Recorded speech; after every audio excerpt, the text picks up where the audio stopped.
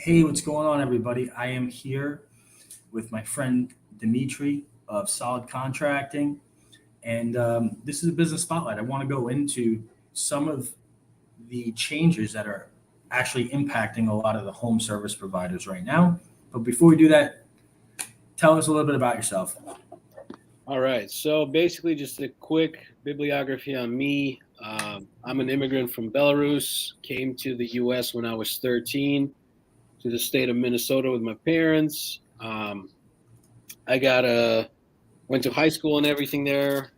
Finished college, my undergrad in University of Minnesota. I worked as in plant breeding industry from about 2006, 2007 to about 2016, 17. And then I also got a master's degree in basically, again, plant breeding. I had a friend and like a faraway relative that had a bee farm. And then I basically got into just kind of selling honey for him. So I developed a lot of sales skills from that. And then I also sold this offer we had door to door. There was basically like oil changes. So we sold these oil change tickets at about $80 a pop for 10 oil changes. So I picked up, really good door to door sales skills. And in about 2015, 16, like I said, a friend of mine had a roofing company, and he said, "Man, why are you selling this low ticket item? Why don't you just sell roofs?" And then I started doing it on the side, and eventually, transitioned to it full time in 2017. Like my job was pretty good in research, but as a W-2, and I was the only one working, so I didn't make enough money. It was like I think it was between 60 and 80 grand. So like it wasn't bad for the time, so it wasn't like but it wasn't enough because my wife wasn't working. So it was like I had to have a little supplemental income. And then I Yeah. went into roofing and I sold really good. So I sold 1 million. In Minnesota, it's harder because, you only got from May till October to sell versus like I'm down in North Carolina now. So selling 1 million down there was pretty tough. Plus, the roofs were cheaper and whatnot.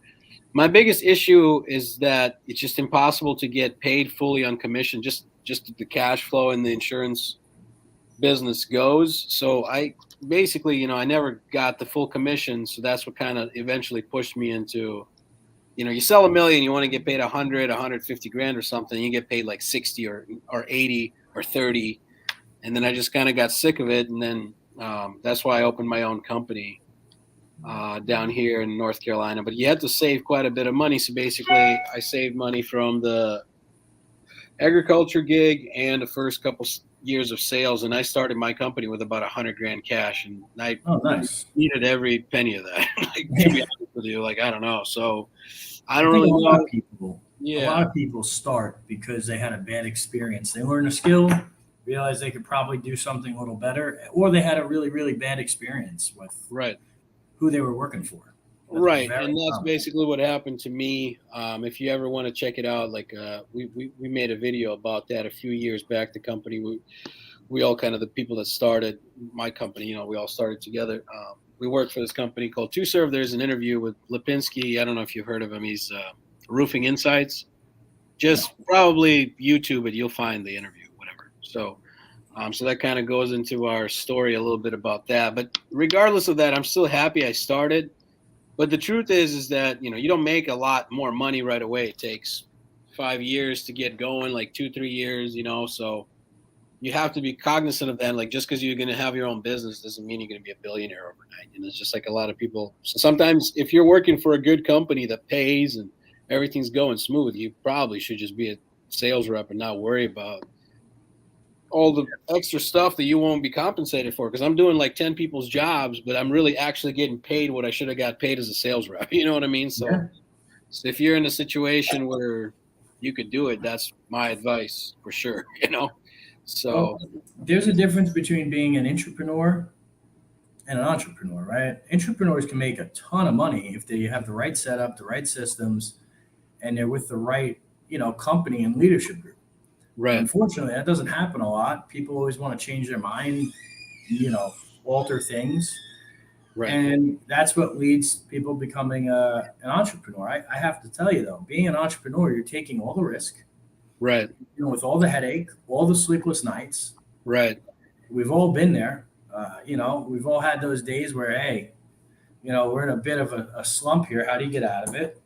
Right. And, you got to figure it out. But at the end of the tunnel, one, you hopefully will have a sellable asset. And two, Right. not just a sellable asset, but, you're building towards either a big exit or you get all the reward if you run it properly and have the right team. Right. Right. That's a delicate balance that most people will always struggle to find. Right. Right. So you kind of have to have those questions, and it's really not for everybody, but it's rewarding. But again, I don't think everybody should be doing it. Like, No. you know what I mean? Like everyone wants to do it, but it's just, I don't know. They'll just, it's sometimes just easier to work for the right organization, but it's hard to find the right organization, but it could be more rewarding. It depends on your point in your life or what your risk tolerance is or what you're trying to do. But that's kind of my opinion on it. You know what I mean? So yeah, I agree. So how long have you been going strong now? So basically, fully since 2019. I think we started in June. So it's exactly 4 years of this company where I'm completely on my own, and I got a couple other businesses that kind of spun off from this one. Okay. So, and how many employees do you have? Right now, 4. We kind of fluctuate up and down, but I think when we have a big army of subs, obviously, but employees, we got 4. And but when it's storm season, we always pick up some more people to work or whatnot. So got it. And starting up, like, what were some of the biggest challenges you faced? Funding, really. Like, I think the biggest challenge for me was just kind of funding, and I used a lot of the MCA money and whatnot, and it was just kind of, you make the money, you pay whatever, steal from P, whatever that saying is. So it was not really getting ahead. But then once you kind of have good credit, like, I think for a business, I think credit is extremely valuable. Like, if you have bad credit, you might want to wait on starting your own business. I'm so happy you said that, because I tell everybody that. I have so many videos out. It's so important that somebody starts with solid credit right off the bat and maintains it, and then builds their business credit, because that 0 to 1 year mark, you're basically on your own. Even 1 to 2 years, it's not as favorable. But if you do need to borrow in that time frame, having credit is key.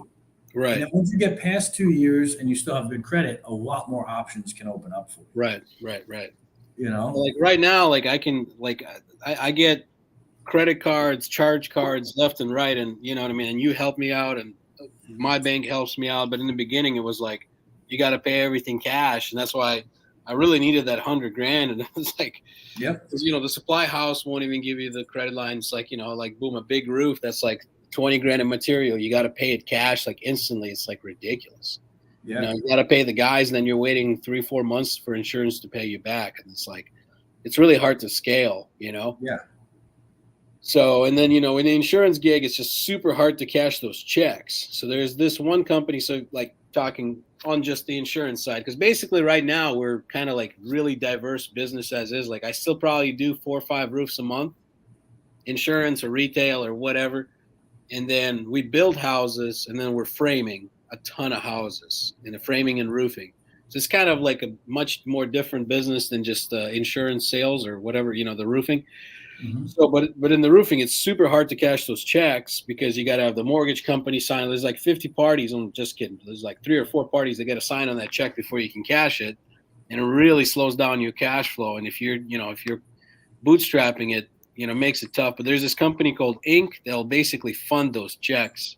Okay. And deal with. So I would strongly advise somebody who is like just starting, like, you're gonna have to partner with those guys right away, because they charge you basically $100 to cash like any amount check, and that's really valuable, because otherwise I don't know what you're gonna do, because even like basically you get the half of the money up front, but let's say you're 10% over that, 20% over, it's still cheaper than having fronting 50% of the money. Yeah.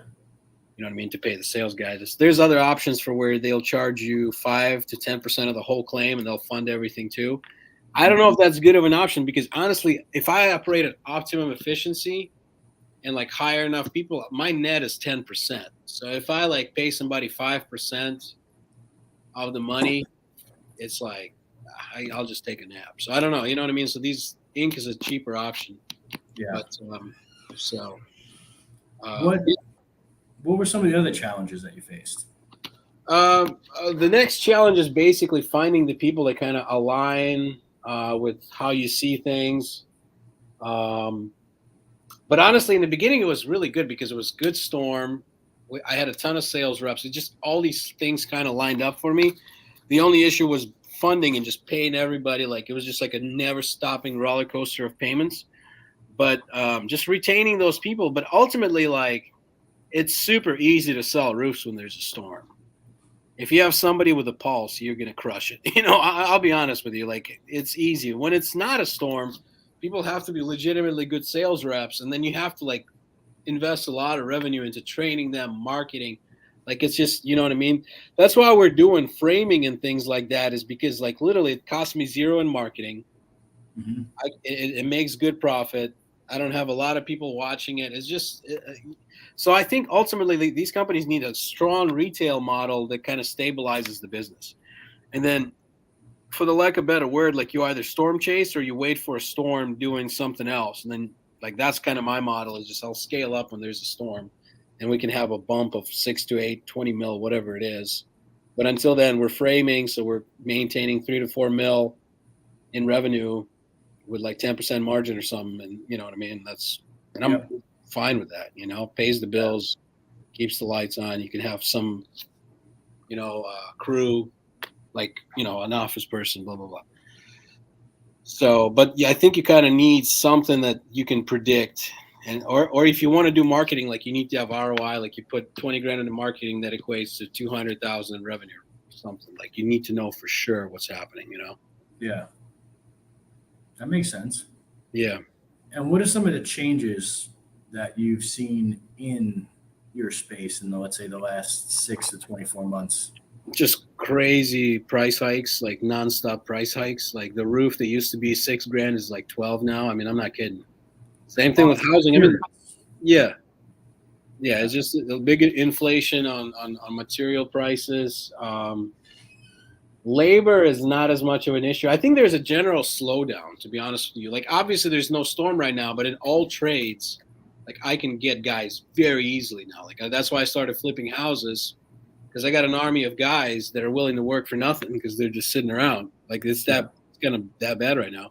So I'm like, great, let's flip some houses. Like even if it's, you know, there's more meat on the bone. Even if you're making 40 grand in 2 months, I mean, why not? You know what I mean? Like, sure. Yeah. Worst comes to worst, okay, you're stuck with that house, you'll rent it out and you'll figure it out. So it's like, you know what I mean? So it's safer. So is that what you diversified into? Framing? Right. So we're framing, flipping. Yep. It's just required. It's a lot less like, because the whole roofing is like, you need marketing, you need training, you need a lot of guys, you need a lot of credit. It's just, you know, I feel like you can have a $20 million company that takes home like 200 grand a year. Like, I think that's a total possibility. And there's just too much risk for that to like, but when it's storm, like everyone roof is leaking, you just go sell 3 hotels, you're done. You know, it's easy. Like, I don't know. Well, I think you hit the nail on the head, and a lot of business owners don't understand that. Yeah. Is your top line's great. Everyone talks about top line, but it matters what you're taking home, what the company's taking home, and how much work and risk was it to do that. Right. Because at the end of the day, a company that does $5 million a year, that's bringing in $1 million, is better than versus a company that's doing 30 million, bringing in $1 million. There's a difference there, right? Right. And people don't really differentiate that too much. Yeah, people just look. I talked to this lady. She does military contracts, and she's like a worker. She's not the owner of the company. She's like one of the partners, or what?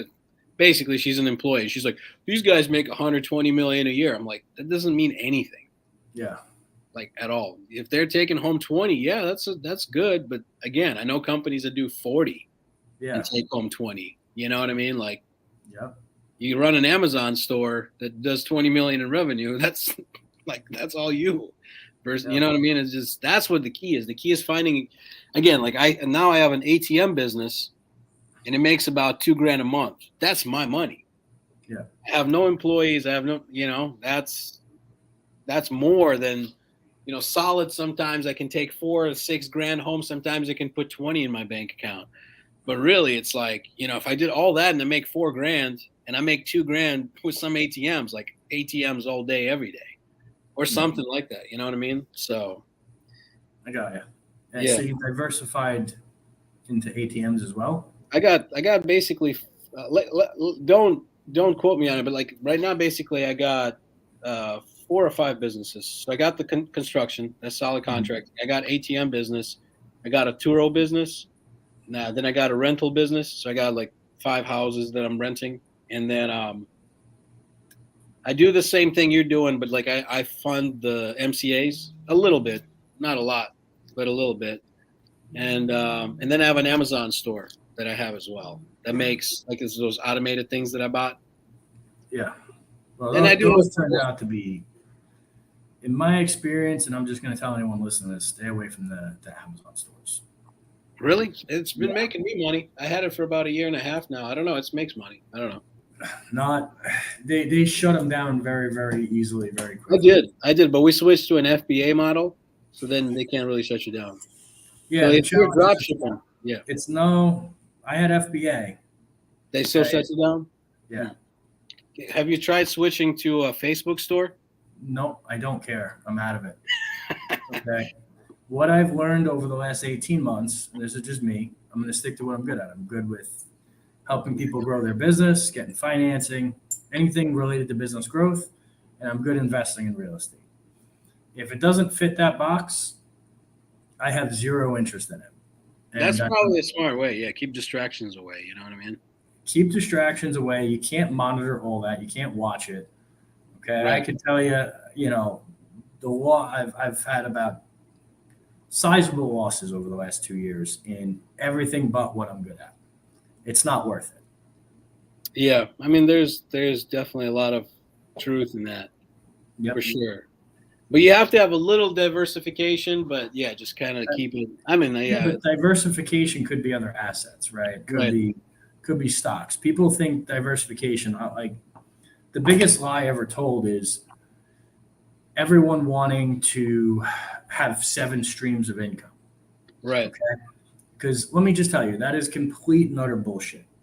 All right. People get to a certain level and they get to be multimillionaires and up by being really, really good at one thing and then taking the reward, right, and investing it into things that are passive. Right. Okay. When that is not actually passive, okay, and it divides your focus, that's when everything goes down. Right. No, 100%. So if you have something passive, do it. If it's not passive, it's not passive, though, for sure. Correct. And most things are sold, and most of these opportunities are sold as passive. Right. And I don't think anyone can actually define what passive means. Doing absolutely nothing or close to nothing, 10 hours a month or something like that. Yeah. Passive, I would say, is 10 hours is generous. I would say, let's say 6 to 8 hours max a month. That is considered passive, right? You're checking on things, you're setting up your team, you're letting them run with it, and you're good to go. Real estate, it's simple. You buy the house, you rehab it, you rent it, rents come in, right? You have a property manager to deal with everything else. Right. It only gets to you if there's a problem, and then you deal with it with the management company. Right. Most businesses don't operate that way. Oh, absolutely. Yeah. I'm like, business is a nonstop, put out of fires all day. That's what I do all day, every day, pretty much. Yep. Exactly.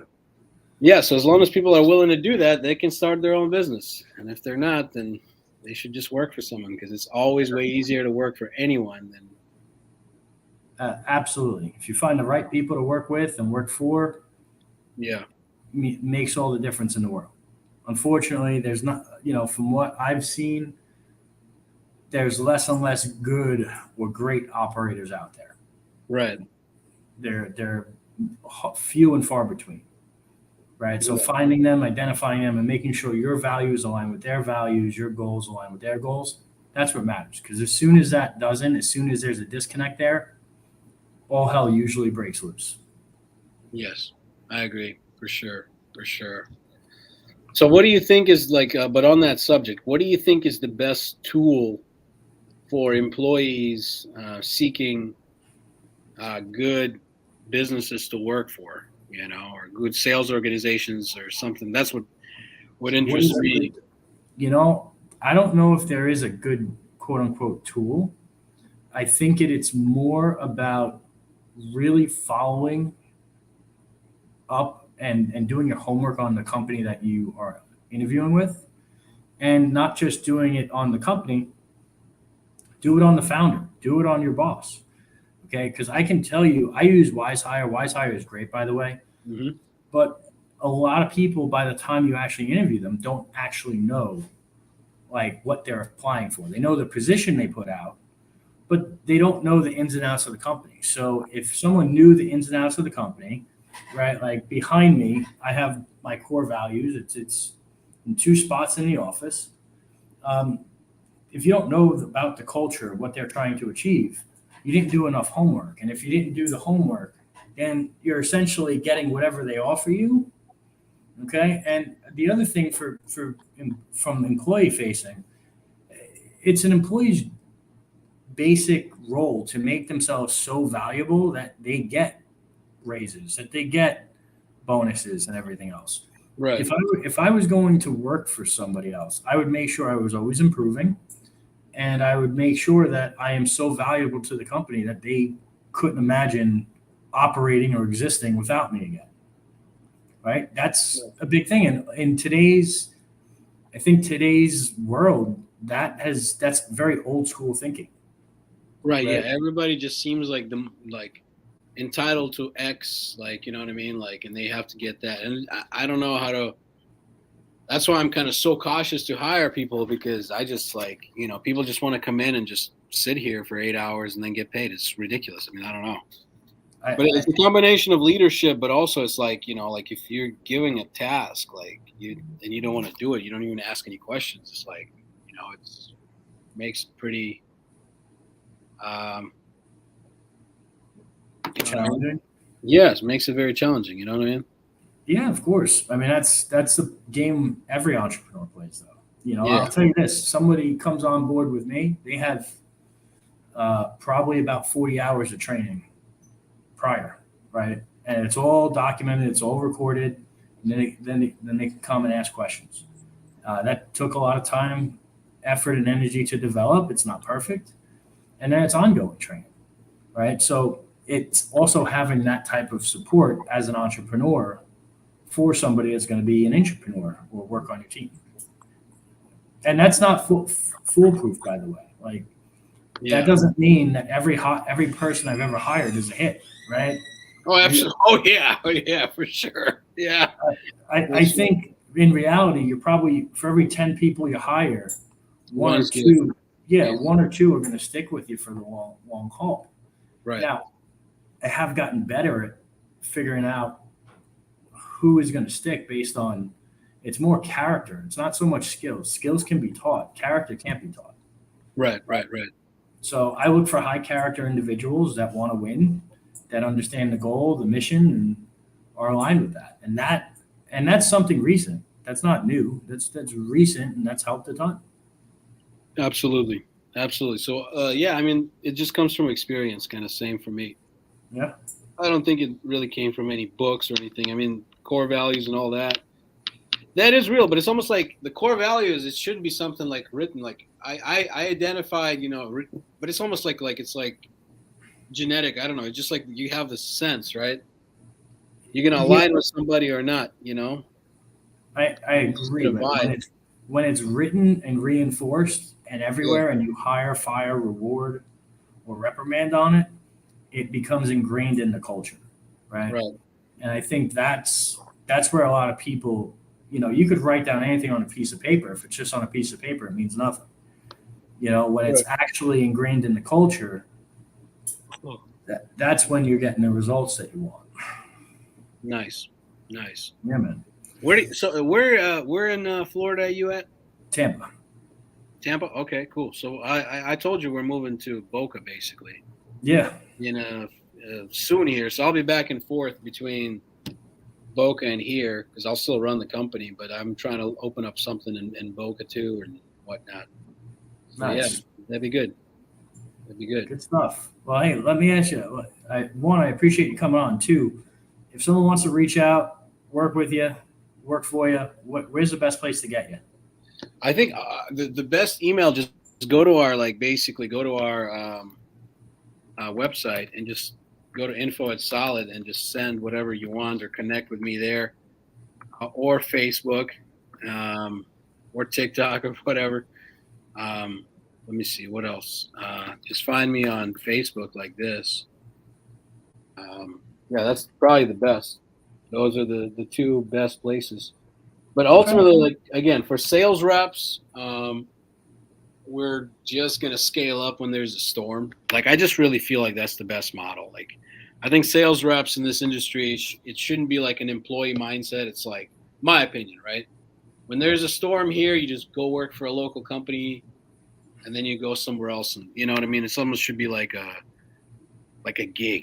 You work for 3 or 4 months, 5 months, and then you're out. You know what I mean? I really believe that's the easiest way for everybody, right? Because once the big money stops, then the employee starts getting angry, and you got to feed them, and then you're like, well, how many roofs are you selling? Well, nothing. You know, it just this never-ending unhappiness cycle. You came in, you made your 200, 300 grand, 100 grand, 50 grand, whatever it is you did, and then you're out. You know what I mean? And it's just like a transactional, like, yeah, it's a contract. You're just a contractor. I really feel like that's. But I always need office people. I have one. I'd like to get another one. And then I want to scale. Probably need more hands-on like supervisors for framing. I'll probably start in Boca, so it'll be difficult to for me to I have supervisors here, but we're gonna double up too. So we're gonna get one in Myrtle Beach and here. So we'll probably need to hire one person here and one person in Florida. But it's not a super difficult job. You know what I mean? It's gonna be like just watching the guys, making sure they're passing inspections.